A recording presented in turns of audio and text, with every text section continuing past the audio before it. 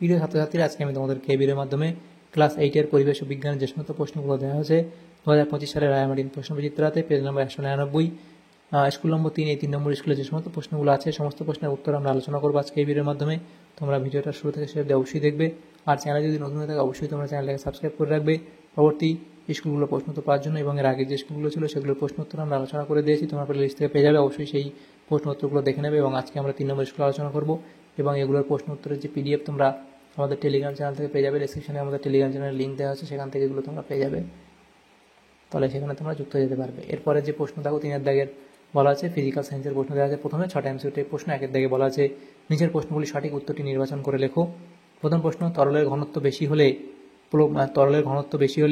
প্লবতা বেশি হবে। এরপরে প্রশ্ন, মানবদেহে যে মৌলটির ভাগ সর্বাধিক তা হলো কি?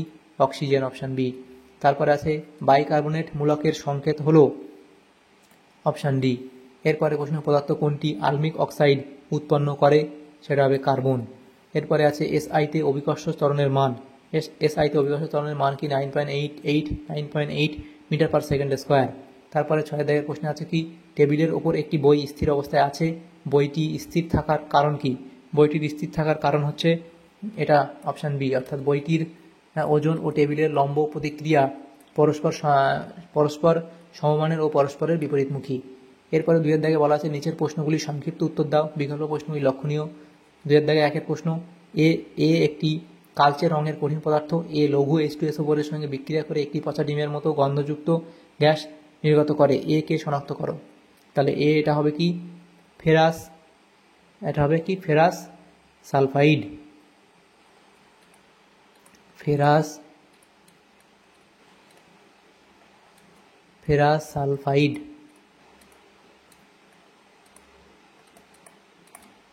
এরপর আছে 2-এর দাগে মহাকর্ষ সূত্রের গাণিতিক রূপটি লেখো। তাহলে 2-এর দাগের প্রশ্নের এখানে গাণিতিক রূপটি লিখছি। মহাকর্ষ সূত্রের গাণিতিক রূপ F = G × M1 × M2 by R2। এটা হলো। এরপরে যে প্রশ্নগুলো আছে দেখো, অথবা প্রশ্ন ছিল দুটি বেলুন পরস্পরকে ঘষলে দুটি বেলুনে কি জাতীয় তড়িতের সৃষ্টি হবে? সেটা লিখবে কি? স্থির তড়িৎ। তাহলে কি সৃষ্টি হবে? স্থির তড়িতের সৃষ্টি হবে। এরপরের প্রশ্ন দেখা হচ্ছে বল পরিমাপক যন্ত্রের নাম কি? এটা হবে স্প্রিং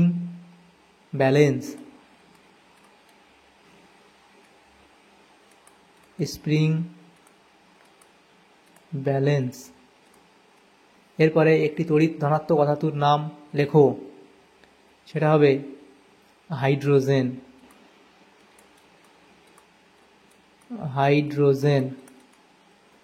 এরপরে অথবা প্রশ্ন ছিল ফেরিক সালফেটের সংকেত লেখো। ফেরিক সালফেট এর সংকেত কি? Fe2SO4 3। এরপরে প্রশ্ন ছিল 4-এর দাগের প্রশ্ন, 2 একটি বাক্যে উত্তর দাও। আচ্ছা, 3-এর দাগের প্রশ্ন মনে হয় বাদ গেছে। তারপর দেখো 3-এর দাগের প্রশ্নে বলা আছে শূন্যস্থান পূরণ করো যে কোনো দুটি। প্রথম প্রশ্ন, স্টিলের বাটি জলে ভেসে থাকে ড্যাশ জন্য। তাহলে কিসের জন্য ভেসে থাকে? প্লবতার জন্য। এরপরে প্রশ্ন 2-এর দাগে বলা আছে ড্যাশ বাড়লে পতনশীল বস্তুর বেগ বাড়ে। তাহলে কি হবে? ত্বরণ বাড়লে পতনশীল বস্তুর বেগ বাড়ে। এরপরে প্রশ্ন, গ্যাসীয় পদার্থের অণুগুলির মধ্যে ড্যাশ বল সবচেয়ে কম। তাহলে হবে আকর্ষণ বল সবচেয়ে কম। এরপরে 4-এর দাগে প্রশ্নে বলা আছে দু চারটি বাক্যে উত্তর দাও, বিকল্প প্রশ্নগুলি লক্ষণীয়।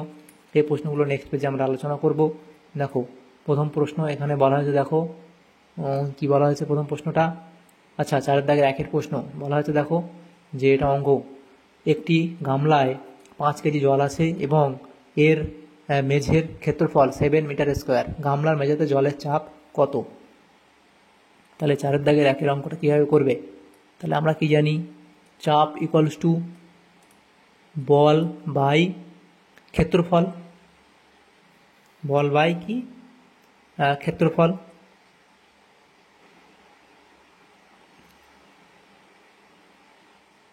বা অঞ্চল তোমরা লিখতে পারো। এরপরে প্রশ্ন দেখো ওজন। পরে যেটা বলা হয়েছে ওজন কত আমাদের বলা হয়েছে, সেটা হচ্ছে 5 কেজি। 5 কেজি।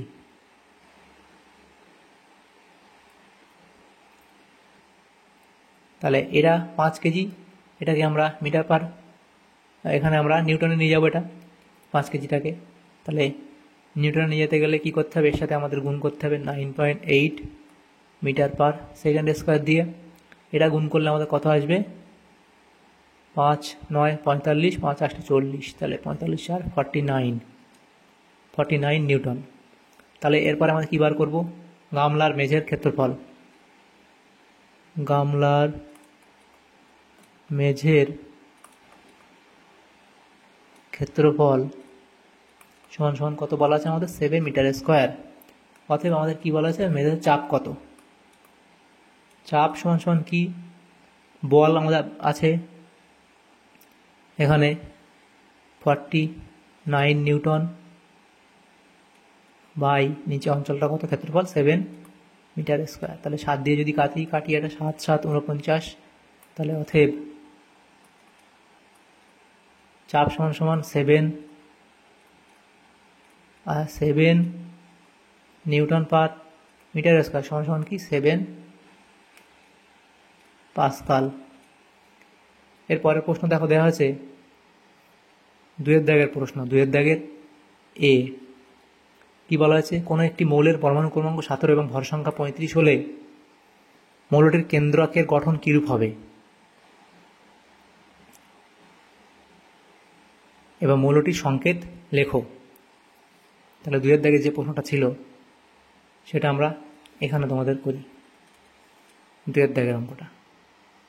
তাহলে 2 দাগের এ, তাহলে কি এখানে বলা ছিল, মৌলটির পরমাণু ক্রমাঙ্ক কি বলা হয়েছে 17 এবং মৌলটির ভর সংখ্যা সেটা হচ্ছে 35। তাহলে এটা কি, এটি হলো কি ক্লোরিন, এটি হলো ক্লোরিন, অর্থাৎ এটা হলো ক্লোরিন, এভাবে হবে চিহ্ন। তাহলে কি বলা আছে 17টি, তাহলে এখানে কি আছে 17টি প্রোটন আছে। আর প্রোটন ও নিউট্রনের মোট সংখ্যা কত, এবং প্রোটন ও নিউট্রনের মোট সংখ্যা, নিউট্রনের মোট সংখ্যা অতএব ভর সংখ্যা সেটা কত আমাদের দেওয়া হয়েছে 35, এটা দেওয়া হয়েছে। তাহলে নিউট্রন সংখ্যা কত, অতএব নিউট্রন সংখ্যা সমান সমান কত, 35 হচ্ছে ভর সংখ্যা মাইনাস প্রোটন সংখ্যা 17, এখান থেকে বিয়োগ করলে কত হবে 18টি। অতএব 17টি প্রোটন ও 18টি নিউট্রন নিয়ে গঠিত, নিউট্রন নিয়ে গঠিত, এটা হলো। এরপরে যে প্রশ্নগুলো আছে দেখো সেগুলো কি বলা আছে, 2 দাগের প্রশ্ন, ইক ও আস আয়ন বলতে কি বোঝায়। তাহলে ইক ও আস বলতে কি বোঝায় এটা লিখবে। এরপরে প্রশ্ন অথবা দিয়েছিল, একটি উত্তপ্ত ম্যাগনেসিয়াম ফিতা অক্সিজেন গ্যাসে প্রবেশ করালে কি ঘটে তার রাসায়নিক সমীকরণ সহ লেখো, এফ লিখবে। পরে প্রশ্ন, কোনো মৌলের পরমাণু আয়নে পরিণত হলে তার পরমাণু ক্রমাঙ্কে পরিবর্তন হয় না কেন, সেটা লিখবে। পদার্থের অবস্থার পরিবর্তনে তাপমাত্রার পরিবর্তন হয় না কেন। তারপরে প্রশ্ন 4 দাগের প্রশ্ন বলা আছে, নিউটনের গতিসূত্র অনুযায়ী বল 3 গুণ করলে ত্বরণের কিরূপ পরিবর্তন হয়। তা নিউটনের দ্বিতীয় গতিসূত্র অনুযায়ী বল সমান ভর ইন্টু ত্বরণ, ভর স্থির থাকলে বল সমানুপাতিক ত্বরণ, অর্থাৎ বলের মান পরিবর্তিত হলে বস্তুর ত্বরণের পরিবর্তন হবে। সুতরাং বল 3 গুণ করলে ত্বরণের মানও 3 গুণ পরিবর্তিত হবে। তাহলে আমাদের এখানে দেখো যে প্রশ্নগুলো ছিল, এই প্রশ্নগুলো ছিল ফিজিক্যাল সায়েন্সের। এরপরে প্রশ্ন লাইফ সায়েন্সের যে প্রশ্নগুলো আছে দেখো, লাইফ সায়েন্সের প্রথম প্রশ্ন এখানে কি বলা হয়েছে, যে 1 দাগে সঠিক উত্তরটি নির্বাচন করে লেখো, যে কোনো 2টি। প্রথম প্রশ্ন, চোখের রেটিনায় অবস্থিত পদার্থ কোনটি মৃদু আলোয় দর্শনে সাহায্য করে, এটা হবে কি অপশান সি, অর্থাৎ রড কোষ। এরপরে আছে এরপরে বলা আছে যেটি থেকে এন্ডোপ্লাজমিক জালিকা তৈরি হয় তা হলো, এটা হবে নিউক্লিয়াস, অপশান ডি। তারপরে আছে উদ্ভিদের পাতায় থাকা সবুজ রঞ্জক এবং খাদ্য সঞ্চয়ে সাহায্যকারী প্লাস্টিড হলো যথাক্রমে ক্লোরোপ্লাস্টিড আর লিউকোপ্লাস্টিড। উপযুক্ত শব্দ বসে শূন্যস্থান পূরণ করো। 2 এর দাগের প্রশ্ন। 2 এর দাগের 1 এর প্রশ্ন বলা আছে কাজের বিশেষত্ব অনুসারে উদ্ভিদ কলার প্রকারভেদ হলো স্থায়ী কলা ও বিভাজক কলা। স্থায়ী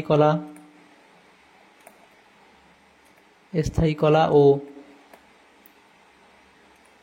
বিভাজক কলা।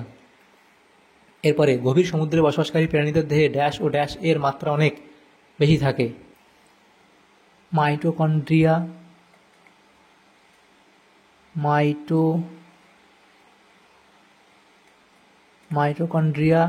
ও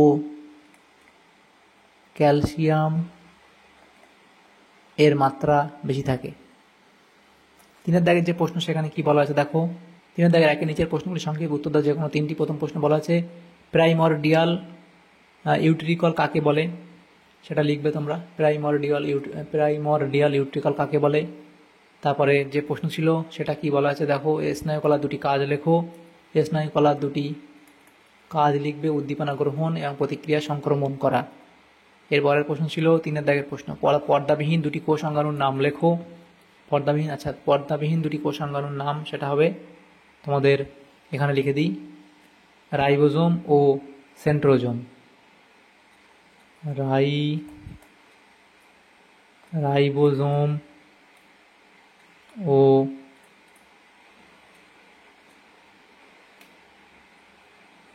সেন্ট্রোজোম। এরপরে প্রশ্ন ক্যাকটাস উদ্ভিদের 2টি বৈশিষ্ট্য লেখো। তাহলে ক্যাকটাস উদ্ভিদের 2টি বৈশিষ্ট্য তোমরা লিখবে। তারপরে কি প্রশ্ন আছে দেখো, পেশিকোষের শ্বাসরঞ্জক কণিকার নাম কি? পেশিকোষের শ্বাসরঞ্জক কণিকার নাম কি? এটা হবে মায়োগ্লোবিন।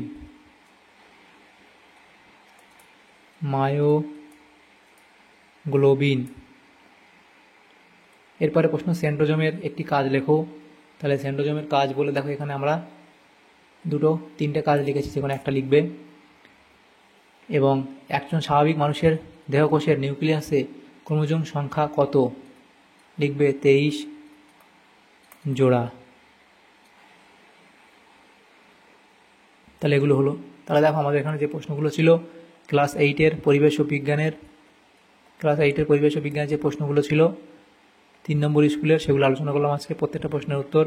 তোমাদের যদি সমাধান উপকার এসে থাকে ভিডিওটা অবশ্যই লাইক করবে এবং বেশি বেশি করে বন্ধুদের সাথে শেয়ার করবে। এবং পরবর্তী স্কুলগুলোর প্রশ্ন উত্তর পাওয়ার জন্য অবশ্যই তোমরা আমাদের চ্যানেলটাকে সাবস্ক্রাইব করে রাখবে। Thanks for watching.